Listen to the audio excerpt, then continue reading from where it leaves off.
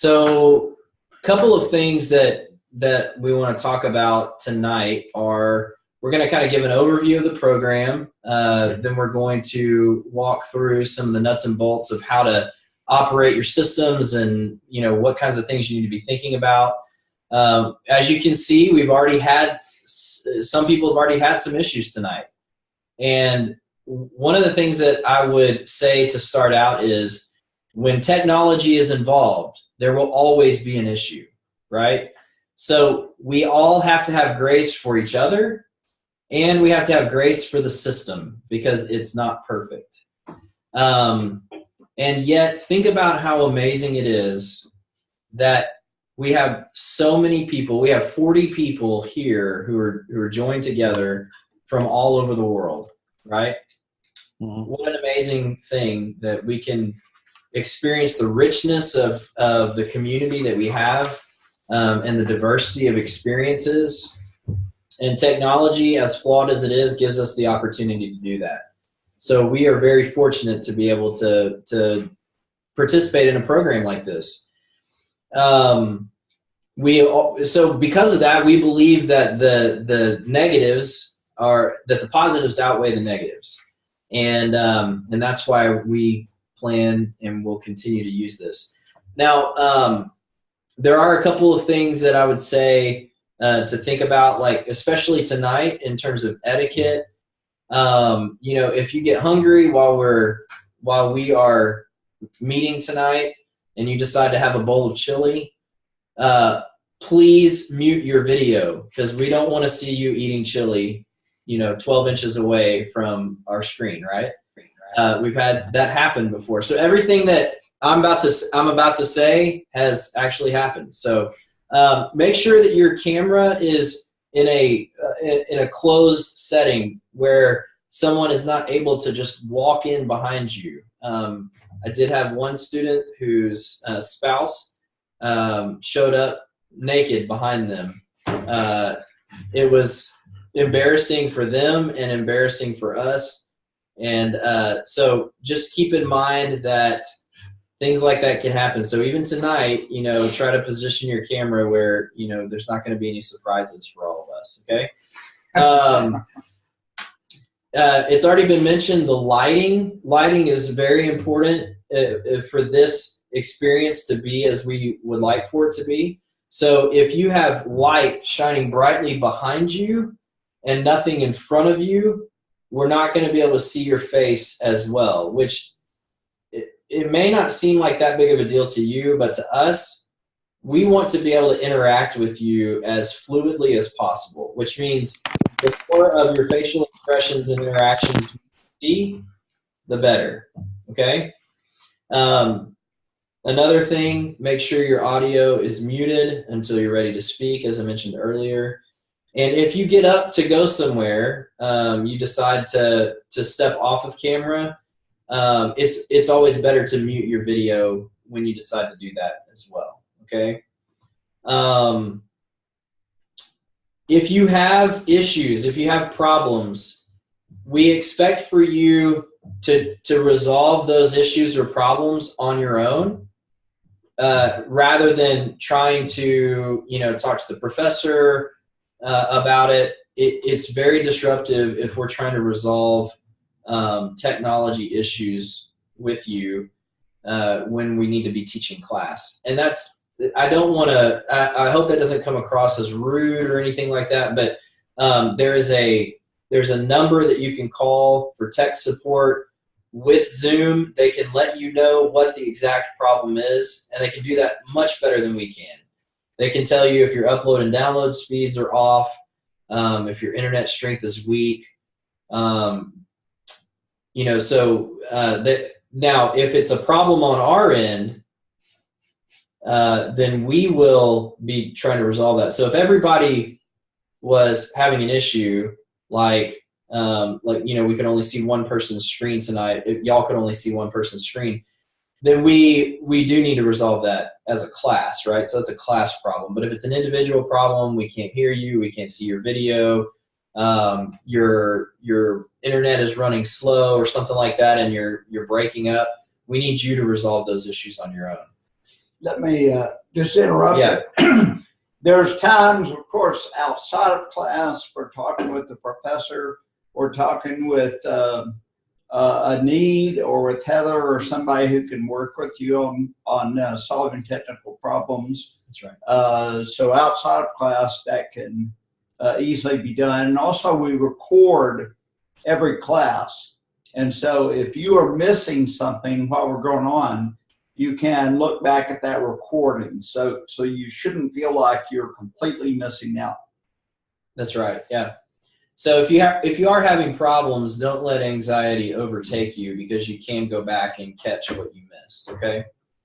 All of those recordings are uploaded into a Google Drive, which we will share access with you to those videos, and it's great too, because even if you were in class and you missed some part of it, or you wanted to go back and see some part of it, you're more than welcome to access that later on. Okay. All right. So I'm going to go ahead and share my screen with you here. I'm about to share my screen, and so what that will do, for those of you that have been participating, and you can see all the individual folks on one big screen, it might shrink the screen, and so you might have to adjust. If you're using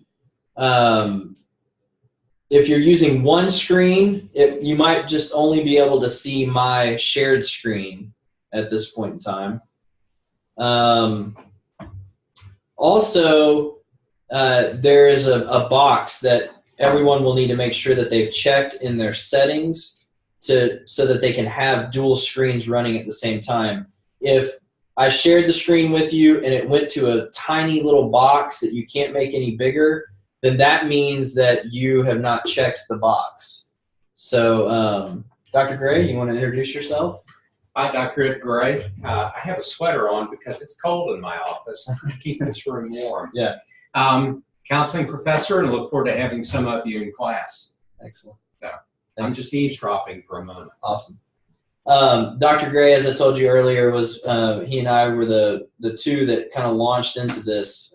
We dove in head first, not knowing what we were getting ourselves into. But anyways, do you need at this point to tell them how to get to the settings and to check that box you want them to check? I'm going to show them. I've got pictures of it. Okay, so can everybody see my shared screen? Yes? Give me a thumbs up. Yep. Okay, great. All right, let's skip those. Okay, so there are a couple of things that are really important. We have set this up in a way that we want our experience on this end to be high quality, and we also want your experience to be high quality. So some assumptions that we operate from are, because you can do this from the comforts of your own living room, there are some things that we expect from you in setting up your own home classroom, essentially, that may cause you to have to make a little bit of an investment. One of those things is having a dual screen mode or having the dual screens for your home office. Okay. So you can do that a number of ways. I have students that use a laptop, and you can connect a iPad to a MacBook laptop, and you can have dual monitors that way. You could also probably very affordably purchase a used second monitor and an HDMI cable that will plug into that second monitor. However you want to do that is up to you, but we do ask that you have two screens so that you can see the class content on one screen, and you can see the participants on the other. We would rather you be able to see the folks you're in class with so that you can interact with them like you're in a classroom with them, and you can also have access to the professor's content. Sometimes I will use my iPad and other professors will do this as well, as a whiteboard. So I can draw on my iPad, and you'll be able to see it in real time on your second screen.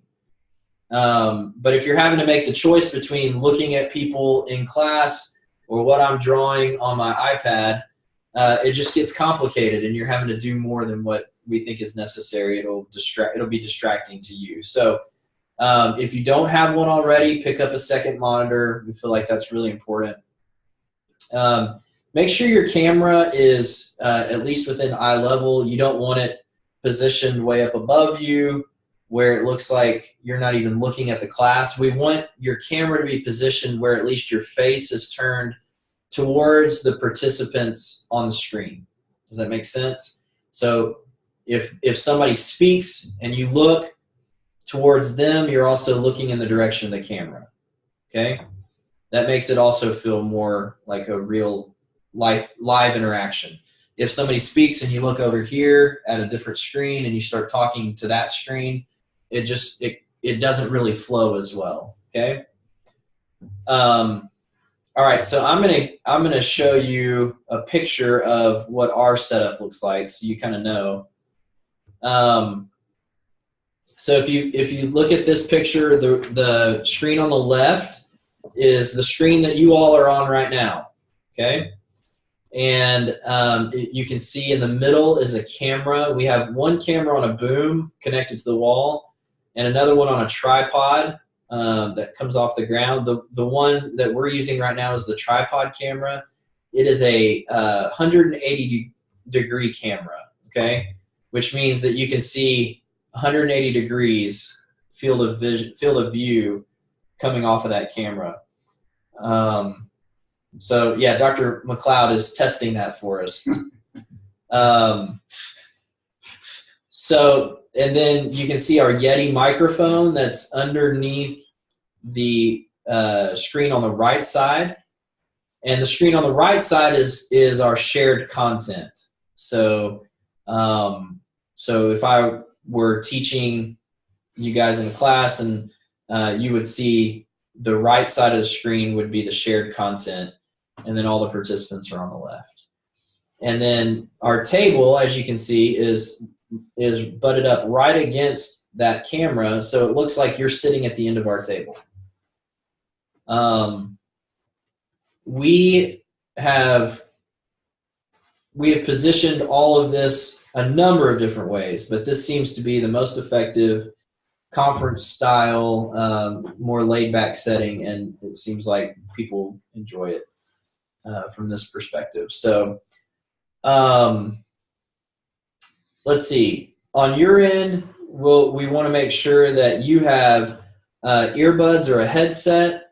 Probably the cheapest thing that you can get is a set of Apple earbuds, and they work really well. They seem to be very reliable. A headset, though, is fine, but we've had some folks use headsets that were not great quality, and it was disruptive in class. And so if that's the case, like even if when you're talking through your earbuds or you're talking through your headset, the professor may reach out to you and just say, hey, you might want to pick up some different equipment because those are not working very well.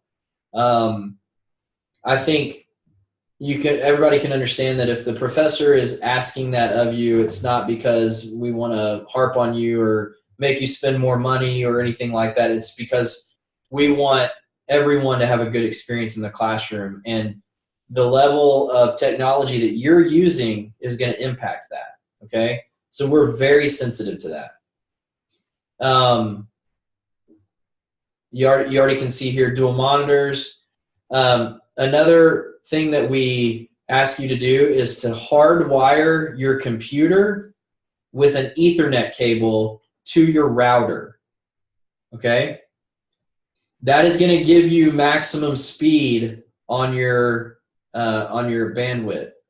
Okay? And so we want to make sure that we're running full speed on everybody's computers.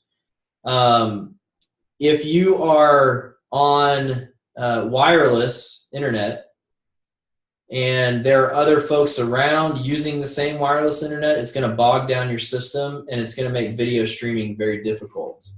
Okay. Now there are some people that have just like my father-in-law has Comcast some special Comcast deal, and he gets like 180 gigs of download or whatever it is and 60 upload. So it's like his internet is always going to be super fast, right?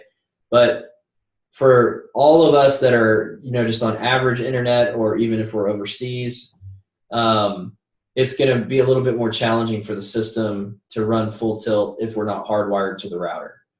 Okay, so you can purchase Ethernet cables. You can purchase a 100-foot Ethernet cable for probably less than $100, and you could run that from your laptop or computer to your router if there's a pretty good distance from there. Okay, but we ask you to be hardwired because we've seen problems with people not being hardwired.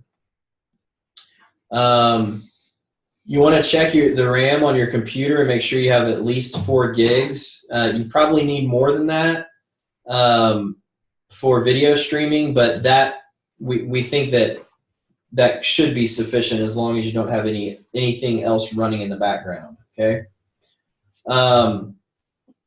So check with your internet provider to see if you can do something to increase your speed.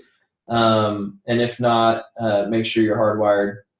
And then make sure that your Zoom, you have the application downloaded. You can run Zoom through a web browser, but you're not going to get your optimal speed out of it. And it's gonna be challenging for you to run that video conferencing over an internet browser. Okay, so if you download the application onto your computer, which I'm certain most of you did. It doesn't seem like anybody's running it through a browser right now. But if you were running it through the browser, it would complicate your ability to have, good video streaming. Okay. Are there any questions about the equipment requirements before I move on?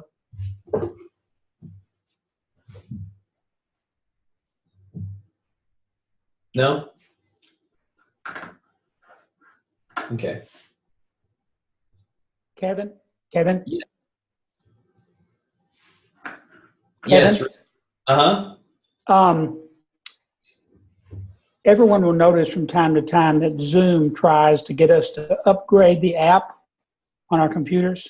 Yes. They'll say there's a more current app. Are we supposed to do that or just leave it alone?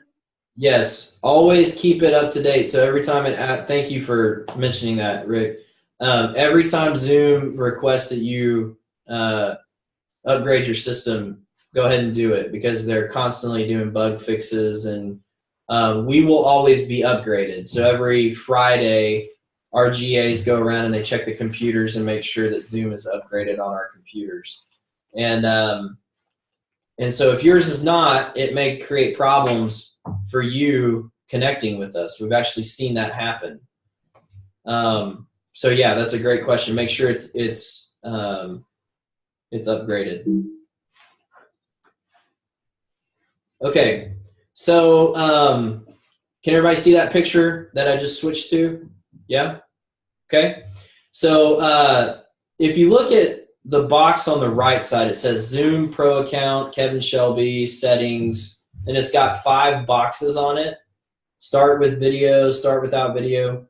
If you look at that, if you look at the settings button on the top right, that's how you'll open that text box on the left side, the big one that says audio at the top. Okay? And this is the way for you to test your audio, test your mic. So if you see under that, in that text box, underneath the tabs at the top, it says speaker, and then it says test speaker, built-in output, internal speakers. So what you can do is you can click that test speaker button, and it will play a sound for you. And if you can hear that sound, number one, you know what speaker your sound for Zoom is going to come out of.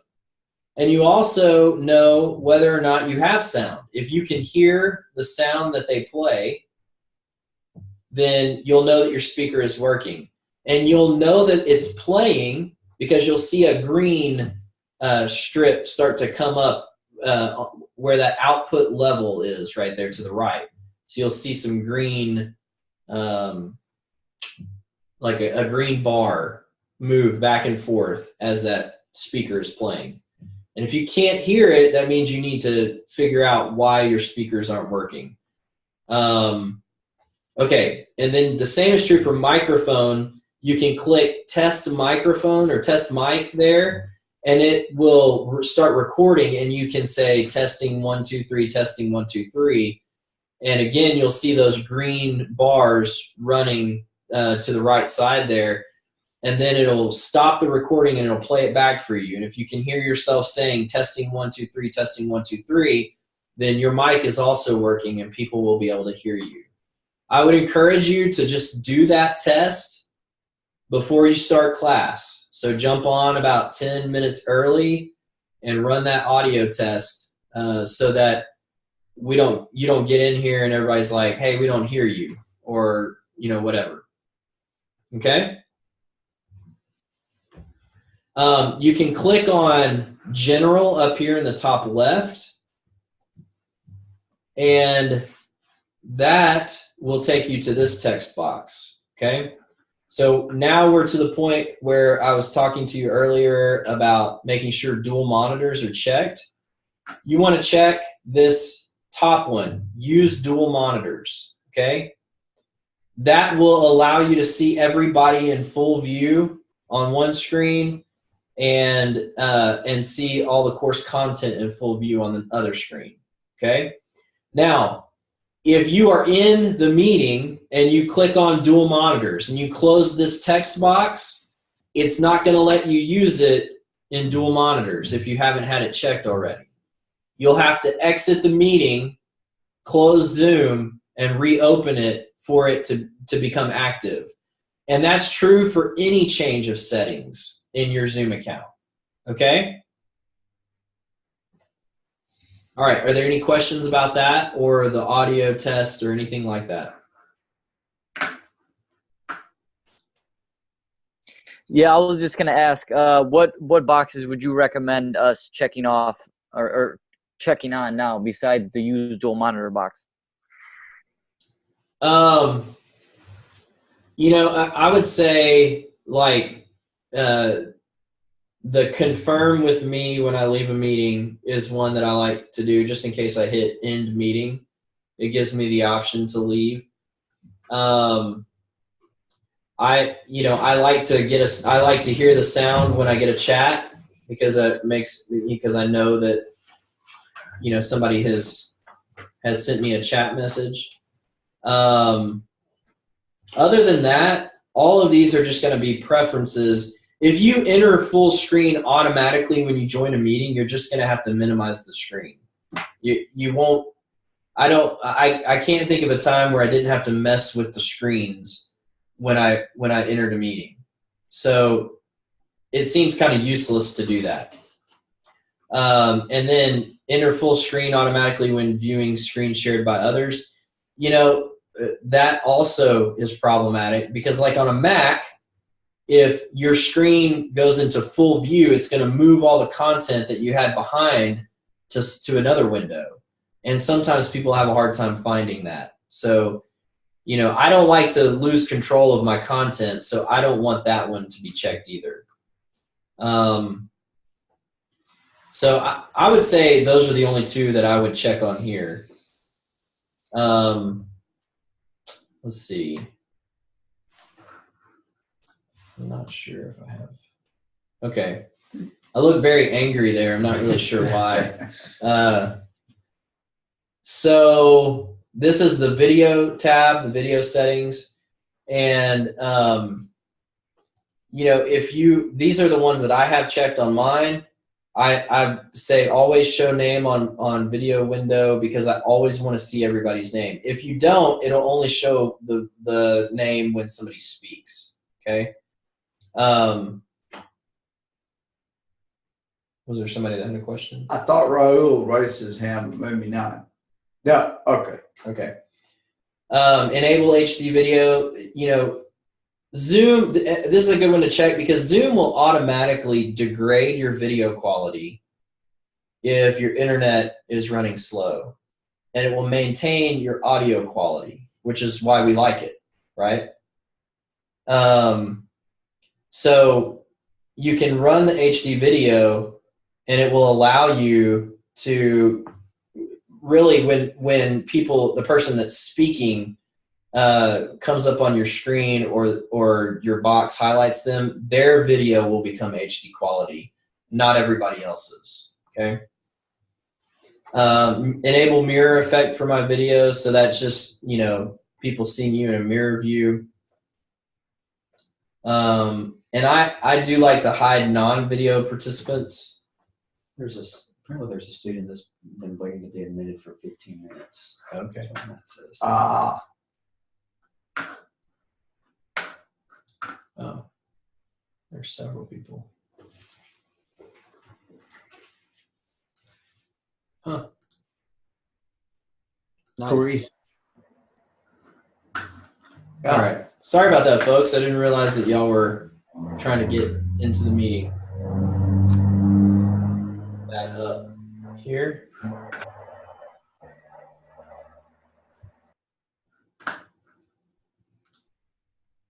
And keep in mind that we are recording, so you should be able to go back and watch if you need to.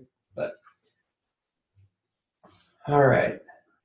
So this is also where you will select what camera you're using. So if you have multiple cameras, then you can switch between them just by clicking on this blue arrow up down over here where it says FaceTime HD camera. So that will allow you to switch between cameras, okay?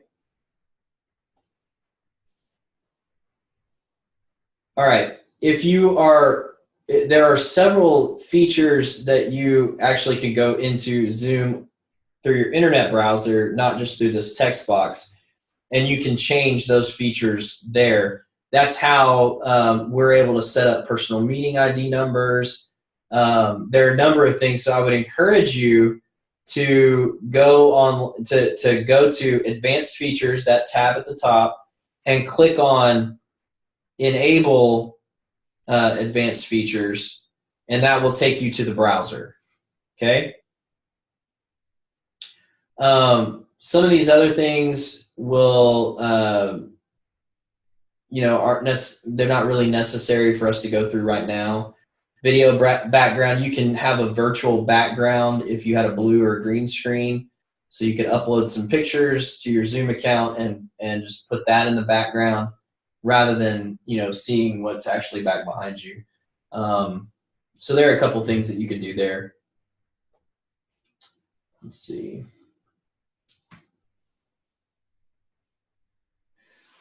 Okay, before I get into this part of it, are there any questions about just using Zoom or any of the things that we've talked about so far?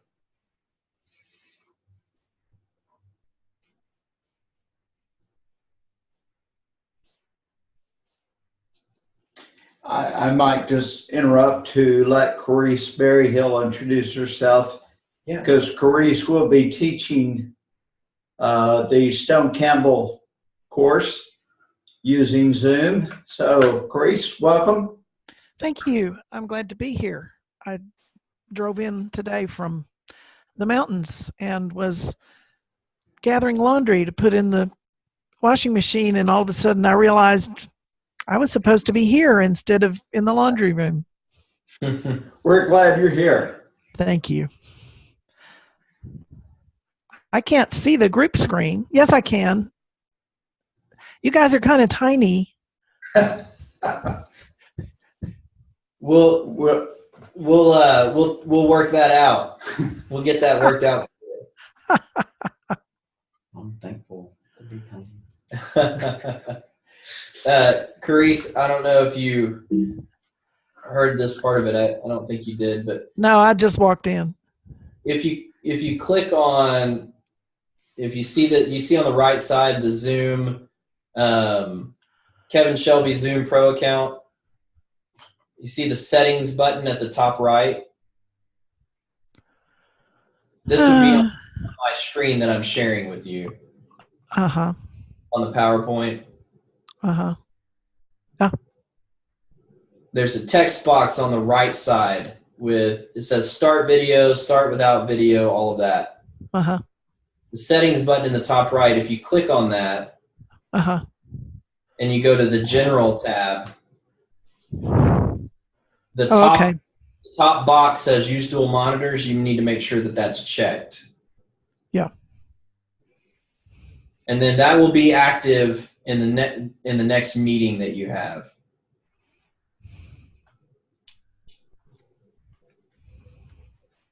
Okay. Thank you. Sure. Okay, so just in thinking about this classroom paradigm, I want you to think in terms of like, rather than this is like a traditional classroom, that this is a new type of classroom, right? There are things that we have to think about in here that we don't typically think about when we're sitting around a table together, right?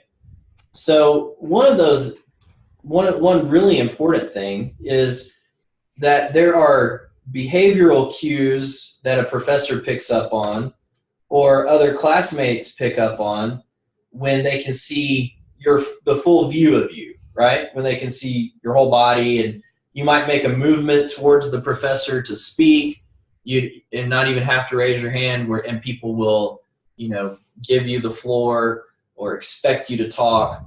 We don't have some of those same behavioral cues here, so we have to come up with some of our own. We ask people to allow the professor to finish saying what he's saying, or the other students to say what they're saying, but to also feel free to jump in, right? So professor may not see you raising your hand, and you may just need to say, excuse me, Dr. Shelby, can I say something, please? Or the professor may may say, does anybody have anything, they wanted to add or share, to what I just said? And we may give a longer pause than what's normal in a classroom. And the reason that we're doing that is not to make everybody feel awkward, but because we know that it may take some time for somebody to unmute their microphone and begin to speak into the microphone, right? There are different nuances that we have to put into place. So it may feel a little strange in the beginning for you as the professor leaves moments of silence for people to talk, or having to engage and jump in when you don't necessarily feel like doing so because it feels like an interruption.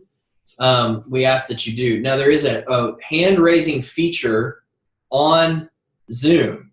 You can actually raise a hand on your screen. And I don't know if somebody wants to do that real quick, but we could. All right, so we've got Matt Love raised his hand. David Stevens raised his hand. And what it looks like is a little hand in the top left corner of the screen. Can everybody see that? Can you say more about where we would find the button to raise our hand? Yes. So, well, Matt, why don't you tell them, since you just did it? We can't hear you, Matt. You're muted. Okay, can you see me and hear me? Yes. Okay, somehow I did away with my own video, so I can't really, I'm just walking by faith here. So on my screen on the right, I'm not in full screen mode, but I've got the list of participants that I'm looking at. and about in the middle, just below the middle of the screen, there's a button that says raise hand. I don't know if everybody's screen looks like that though. Yeah, so if you can find the Manage Participants button, so it should be on the Hollywood squares or the one giant square. The top of that, you should say, looks like Morgan found it. Caleb found it. Jessica found it. Okay, so everybody. I am just looking at your PowerPoint. That's all I'm seeing. How do I get back from that? You may have behind my PowerPoint, you may have some smaller screens, and because you need to check the dual monitors, and it will go into that mode once you end or leave this meeting. For now, I don't know if you can move the window of the PowerPoint shared screen over. Chris, I found it by putting my cursor on the screen, and a little toolbar comes at the bottom that has a bunch of people, and it says participants. When I clicked there, it opened on the left-hand side, and then I was able to find it. There you go. Okay. Thank you. All right. We have a lot of questions. I'm not sure if we can get to them all. Everybody has a question. Okay, so it looks like most people have figured out how to raise your hand. So you can do that, or you can physically raise your hand into the screen. It won't be as cumbersome when you're in your smaller classroom settings as it would be here, because I can't see everybody that's in this meeting. So you can choose to do one or the other, right? And professors are really keen on noticing. So so we'll try to make sure that we see that little hand raised in the top left, or that we see your hand raised in the screen.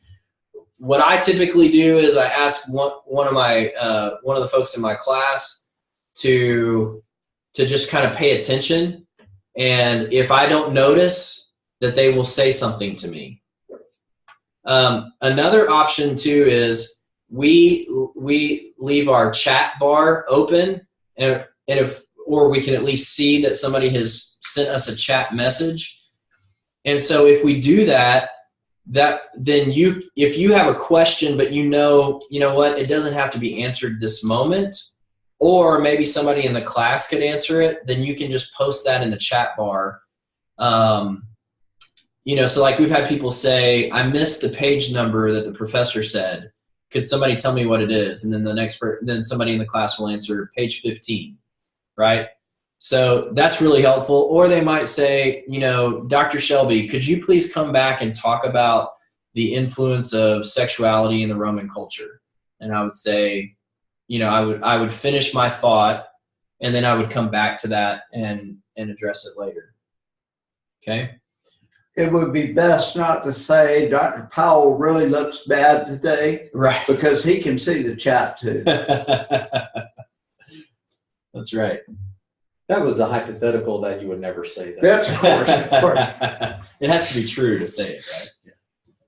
Yeah. Also, make sure that when you're talking to somebody, that you address them by name. So, if you want to ask your professor a question, say Dr. Shelby.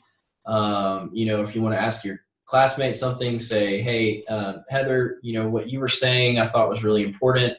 If you just say, hey, that was really dumb what you said, nobody's going to know if you're talking to the professor or to one of your classmates or what. So just try to address the person that you're talking to, okay? Be very mindful of background noises during class. It can be very disruptive. So, like we've talked about already, make sure you mute your microphone when you're not talking. You may not think that we're going to hear something because you're on a headset, but this is a very sensitive system and it picks up everything. So, like if you decide you're going to eat some potato chips, right, while we're talking, every person in the class is going to be distracted by the crunching of the potato chips, and nobody's going to be able to focus on what's being said. So so make sure that you are mindful of that, mindful of the position of your camera so we don't see anything in the background like we talked about earlier. Don't lay in your bed with your camera or your laptop. I've actually had that happen. So, the professor is going to ask you not to do that. We don't want to see where you sleep. Okay.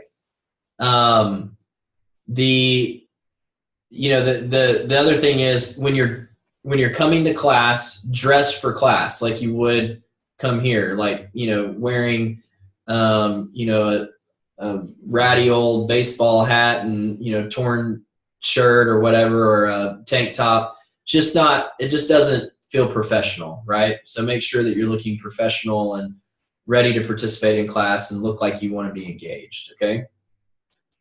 All it takes is a shirt, right? Right. Yeah. Or no shirt. No, a shirt. Is my audio working? All we see is a shirt, right? That's right. Have Yeah, a throw a shirt collared shirt. shirt on. Yeah. You can wear gym shorts if you want, but wear a collared shirt. Somebody asked me a question. I'm sorry. What was that? I'm just wondering if you can hear my audio yet. Yes. We can. I gotcha. Teresa. Yay! All Okay. right. I figured it out. And I see that you figured out how to raise your hand too. Oh, yes, I did. Is my hand still raised? Yes. Yes, but you know what? I can lower it. Oh, thank you. Obviously, I need help with that. Yeah. Okay. Hear your voice. How do I lower my hand? There should be a place where you can either see the hand next to your name and you click on it and it should let you lower it, or at the bottom it might say lower hand. Did I lower my hand? Raise it, and then that lowered it. Yeah. He had already lowered it for you. Oh, okay. Got it. Thank you. Okay.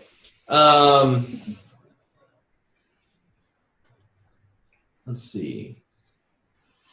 Like this says, reasonably interrupt if necessary. Nobody's going to be upset with you for that. So you're going to have to, on screen, you're going to have to make more of an effort to engage in conversation than you normally would, right? Because it's more difficult to break in. But the class loses out if you don't practice doing that, okay? So we want to ask you to kind of push yourself to break into the discussions and not hang back and just watch the class like you're watching TV, right? We want this to be interactive, okay?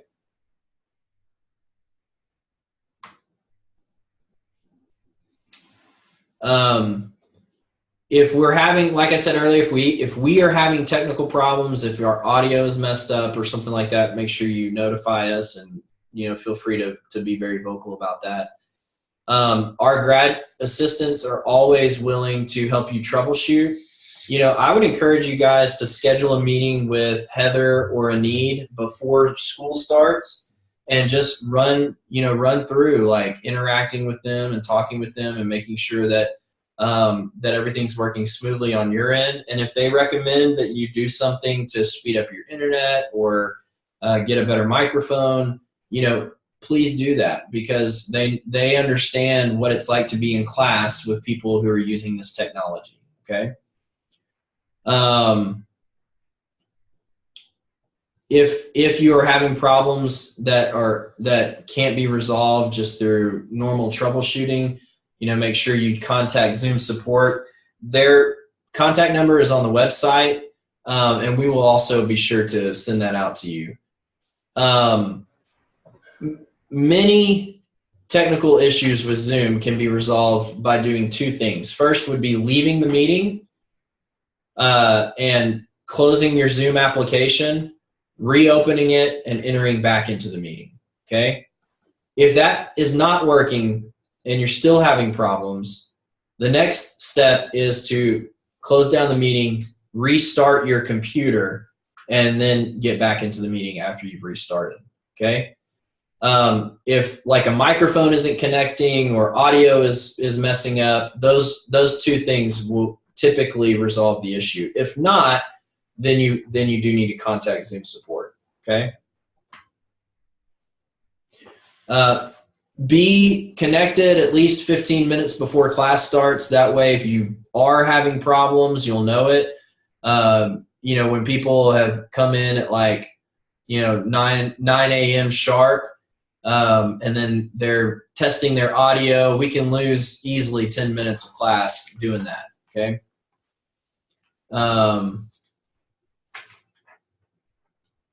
Make sure you're displaying appropriate and attentive classroom behavior.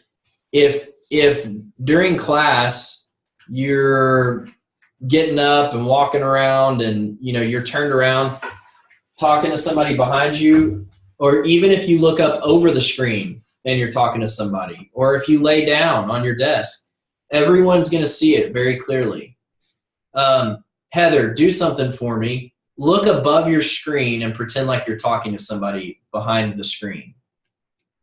We can't hear what you're saying anyways, so see how that looks very distracting? Everybody wants to know who Heather's talking to. They don't care who I'm talking to or what I'm saying right now, right?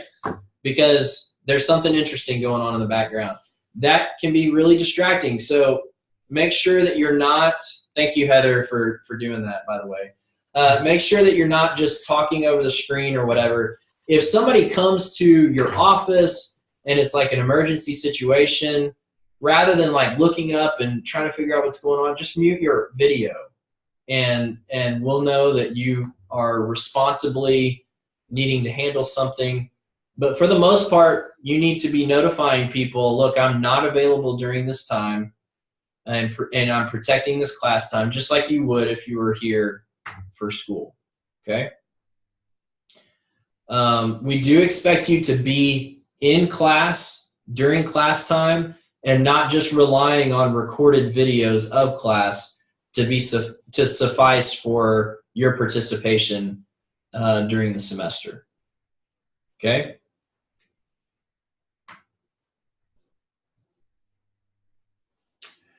There are several features of Zoom that you'll see with your professor. They can, like I talked about earlier, doing the whiteboard application, or you might see a PowerPoint. I could also pull up a YouTube video and I could share that with you, and most of you should be able to see that as if you were watching YouTube on your own TV.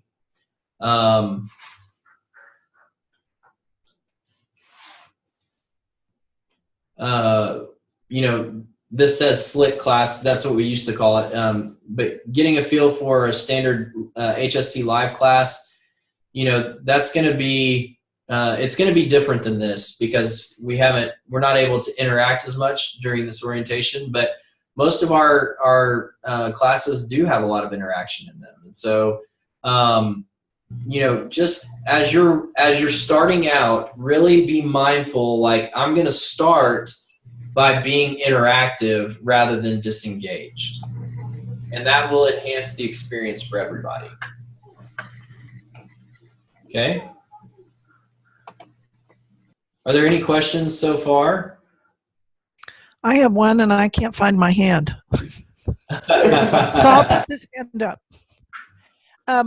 Is it because we have 41 people logged on that we don't have the Hollywood Squares effect, or is it because you've got your PowerPoint on the screen and I'm just using one monitor? If I had both monitors on, would your PowerPoint be on one of them and then the Hollywood Squares in the other screen?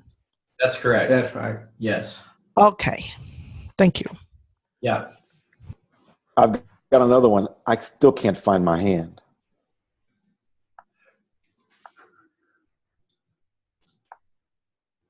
I'm sorry. Okay. There you go. Hello. Did you hear my question? So yeah, if you put your cursor over the PowerPoint, you should see a little bar at the bottom that says like mute, stop video, or at the top, stop video. Yeah. I've got that. Click on participants. Oh, got it. Thank you. Where you can raise your hand. Thank you. Carlos, did you have something to say? Yes. I just wanted to echo something that you said relative to the degree of participation that people experience with Zoom and these live sessions. Right now, we've got 40 people in the classroom. That is never the case with any of our classes, and we always have considerably fewer people. And so the dialogue is a lot more dynamic than anything we're experiencing here. So you've already said that, but I just wanted to echo it because I think it's important for folks here to know when you got 41 people in the group, it's easy to zone out because you're just listening to one person talk. But when you've got 15 or less in a class, it's not hard to carry on conversation, really good, vigorous conversation as you would in any typical classroom. So I just wanted to echo that. Yeah. Very good. Thank you, That's right. Carlos. Is this Gay Aragon? Aragon? Yeah, Gary Aragon. I'm sorry? Gary Aragon. Gary, gotcha. Did you have something that you were wanting to say? We see that your hand is raised, or was that just part of the trying it out? That was trying it out. Excellent. Okay, great. And then I saw one more person raise their hand. I think it was Ian. Ian. He dropped it. Okay. I believe. If I dropped it, I was just testing it out. Okay, great. Good. Lowered, I guess I should say. Okay. Let's see. All right, so we are at the end of just the overall presentation, and there was one thing that you mentioned that Matt had talked about. Do you remember what that was? Me? Yeah. That we should address. Yes, Matt had just said that we might say something about the difference between Canvas and Zoom for brand new students, and also the difference between email within Canvas and regular email. Most of your professors would prefer for class questions that you interact with them through your Canvas email for that particular class. That way they're able to keep everything in a particular spot, whereas they may get 50 or 60 emails during the day and your email will more easily get lost there. Yeah. So if you will use Canvas and the email on Canvas, now a particular professor may tell you not to do that, but most would prefer to do it that way. And Canvas, hopefully, if you're not familiar with Canvas, you need to get on Canvas. Most professors are probably getting their classes already opened. Mine's open. Yours is open. So I think Dr. Hawley told me his is up. So many of the classes on Canvas are already available for you to look at and see what is there. So it's there. We will provide various materials for you, and that will be a lot of our interaction outside of this classroom. Kind of like a course web page. It is, yeah. It's a course web page. I'll pull it up. Do we have any questions? Just about anything in particular? I think I saw a hand raised. Let's see. There's a hand, Ian. Kevin? Yes. Kevin? Yeah. So at this point, what is the best way to get to everybody the number for our courses? If they're not already in Canvas. Those can be posted on the Canvas homepage. And also through email, just sending out like an email to everyone that's in that Canvas course. Okay. We probably should do both. So it's not, you will need, like tonight, what you did was you checked into Dr. Shelby's address, his ID for his Zoom account. You will need that for each of your professors. Now, the same professor, if he's teaching 3 courses, will have the same ID number for all those courses, but each of the professors will have a different ID number. And we'll post that on Canvas in the classroom, Canvas, and also email that out to you. I had thought, we might repeat them tonight, but that's probably not best. Probably best for us to just do that on Canvas and email. So if you look at this is these are my courses that I'm teaching or have taught, and this is what Canvas looks like. This is the Canvas homepage. So this would be for all of you. Your dashboard would show you which classes you were enrolled in, and then you can click on any one of those. I'll just click on one from last semester. This is my marital therapy. So I typically have my syllabus just copied and pasted into the home screen. And then you can look on the left side up here. Once I scroll back up, it's got all these tabs, announcements, assignments, and you can look at what assignments are in the class. So, there are a number of really good uses, but Canvas, this is what Canvas is called our learning management system. So our LMS is Canvas, and our video conferencing is Zoom. Okay. I have another announcement to make at some point, and that is that Monday, the first day of classes, is a very unusual day because it's Eclipse Day. And we plan on campus to start class a little bit late on Monday. I haven't talked to you about this yet, and you may not be able to, but I already know. We're going to start at 2 o'clock. Would that work for you? So we are going to have a kind of on-campus eclipse watching party from 1 o'clock to 2 o'clock. And obviously, many of you will not be a part of that party because you're not here around campus. But we'll send out an email informing everybody that afternoon classes will start at 2.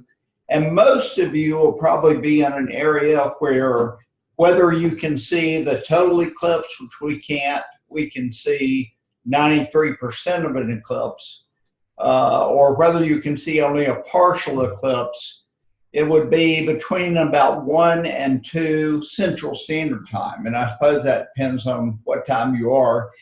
As I recall, it doesn't vary a whole lot going across the country. But now, will it still burn people's retinas if we do video conferencing? we could video conference the sun. I don't know whether if you video conference the sun That's right. Everybody can see it that way. That's awesome. Right up here, we'll be all up here. It would destroy your camera lens unless you have a special polarized lens to put over your camera. So just FYI. So go out and stand under a tree and look down at the sidewalk. Don't look up. Look down. And every place where the leaves cross each other and let a little pinpoint of light through, it will cast the image of the sun. Oh, and there will be thousands of them yes. at your feet. And it's really cool if the wind makes them move. Very good. We have lots of trees here on campus, or hopefully a lot of you have trees where you are, as long as you don't live in Texas.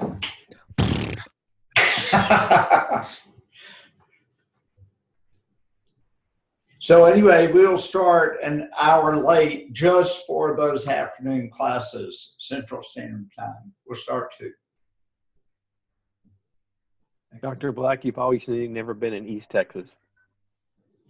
Well, that I would tell you, some of East Texas is not. I mean, in Dallas, what they call trees. Would you call that That's East? not East Texas. That is not East Texas, sir. That is not East Texas. That is not East Texas. It's West Louisiana. East Texas is filled with trees. Yes, they're mostly verdant. pine, but we have lots of trees. Oh, very good. Very good. Man, this is how Texas gets a bad name. No kidding. Alan, you need to get out more. Oh no. Okay, let's move along here. We're going to save the dean. Yeah. Oh man. We love all places in this fine country and this world. All states. Even the ugliest had their own beauty. So. Yes, that's true. Well, are there any other questions or thoughts? Yes, Sean. Is there a particular web browser that would work best? For which application? For Canvas, for anything. They say that Canvas runs better in Firefox, I believe. Yes.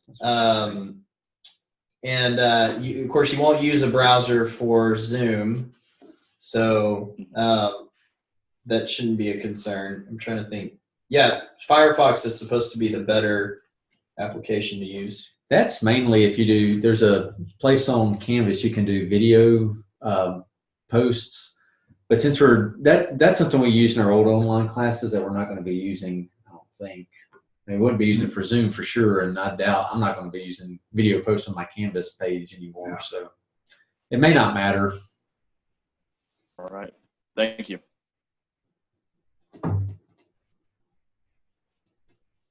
Any other questions?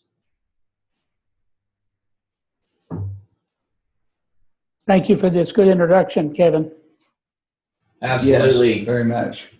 Yes. I'm excited that we can use this. You know, it's a really neat tool.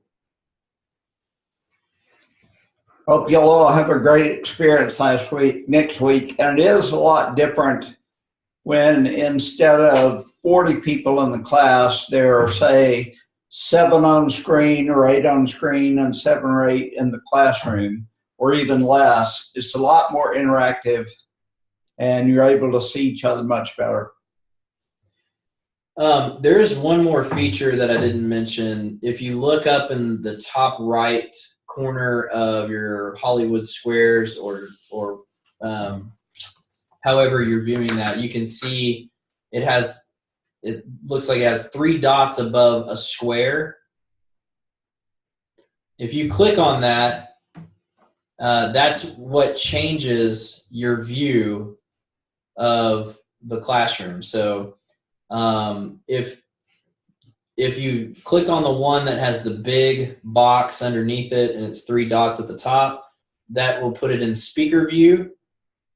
If you put it on, it's like several little dots, looks like 9 dots in a square. That's called gallery view. You can switch back and forth. Some people prefer speaker view, where that allows them to see the active speaker. Or some people prefer gallery view, where they can see every person. Okay. All right. Well, I think that we have given you plenty of information tonight. I hope that you can digest this and come back. And the best way to get good at using this is to play with it. So I'd encourage you to come back and, if you haven't, you can go online and get a free account with Zoom. It will cost you nothing, and it will give you 40 minutes of talk time to run a meeting, whatever you want to do, and then you'll have to stop for at least 10 minutes, and then you can resume after that. But it's a great application to use in talking with family members, in conversing with people in business. So use it, play with it, get used to the technology, and that will help you have a better classroom experience. Okay? It's a good way to talk to your professors and interact with them in their office as well, as opposed to just a phone call. And if a professor doesn't think about it, mention it. Say, can we set up a Zoom conference? Yeah, I talk to most of my online students that way, just by video conferencing, and it is not as seamless initially, but then it becomes a preferred way of communicating as you move forward. And another thing to keep in mind relative to Zoom individual conferences is they can be recorded and you can go back to them, which makes it, much better than even a typical phone call. So in many respects, it's preferred. Yeah. All right. Which one to say? That's what you meant. All right, y'all. If we have no other questions, then we're going to go ahead and end the meeting. I'll hang around for just a few more minutes. I'm sorry. I have a question. Oh, yeah. Go ahead. Yeah, I was just curious. Is it would we be directed to the syllabus to find out the actual start day of our HST live classes? Because on one of the syllabi I had, it said Fridays from this time to this time, but it didn't say the actual what Friday it was going to start on. What day? The only course that would be beginning on Fridays is Dr. Berryhill's, and that will begin next Friday, right? Friday a week from now. Yeah, not this coming Friday, but Friday a week from now. Is that correct? The 25th. Yes. The 25th, yes. The 25th. Yeah. Because the first week of class is begins the 21st. And so the 25th is the first live meeting. And in that respect, it's important for students to keep in mind that the assignments usually begin such that you better get on them Monday because there will be a lot going on relative to the course before the actual first Zoom meeting in most cases. So that's something to keep in mind as well. Yeah, my course syllabus are dated like what is the first day of that week. That's Sunday, I think it is. And then we meet kind of at the end of that week. So I would be assuming that whatever reading was assigned that week, you would have read by the time we got to that class meeting. Yes, mine is the same way, and I suspect that's the case for most of the other professors. I think, Carice, that you checked your share screen button, and in that way, we all see you as the big screen right now. Well, I didn't think I did, but I don't believe I did. Oh, okay. I don't know. I'll undo it. I don't think so. I mean, it's not Something that it's a happened, but I don't know what happened, which is not all that unusual. Mine is going back and forth between the speakers, so that's probably a speaker view that you have set up. So anyone who is on speaker view would see Dr. Berryhill when she was the person speaking or the last person who spoke, and then it would shift to Dr. Gupton if he was speaking or the last person who spoke. But I think in gallery view, that shouldn't happen. And if somebody does not have their microphone muted and they made a noise, it would pop them back up as well. So if you had people in speaker view. All right, do we have any other comments or questions? Can I get a thumbs up if folks felt like this was helpful and they were tracking with what we were saying and this was good for you to do? Okay, good. Good. All right. Thanks, folks. All right, I'll hang on a little bit. You're free to exit the meeting if you'd like. And thank you. I hope you guys have a great evening. I'll just talk to chili and potato chips. Great. Special thanks to you, Kevin, and the rest. It was very helpful tonight. Thanks, Carlos. Good to see you, Robin, Eli. Good to see you. You too. Thank you very much. I had